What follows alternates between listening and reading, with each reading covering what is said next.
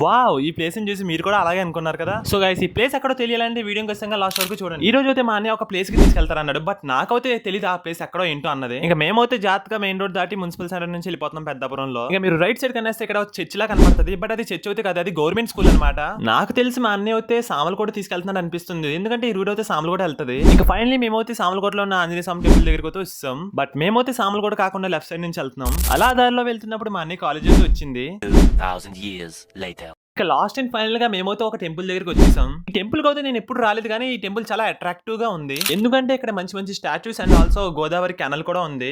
But of course ఇక్కడ ఉండే కొద్ది జనాలు అందరూ చెత్త వేస్తారు. మీరు రైట్ సైడ్ చూస్తే ఇక్కడ రైల్వే ట్రాక్స్ ఉన్నాయి. ఇదైతే రైల్వే స్టేషన్ పక్కనే ఉంది. బట్ ఈ అబ్బాయి ఎక్స్ప్రెషన్స్ మాత్రం హైలైట్. ఇంకా వీడియో ఫస్ట్ లో చూపించిన ప్లేస్ అయితే వచ్చేసింది. ఇదైతే మాకు రిటర్న్ వెళ్ళినప్పుడు కనపడ్డది. కూడా గోదావరి కెనల్, బట్ ఇది బ్యూటిఫుల్ గా క్లీన్ గా ఉంది.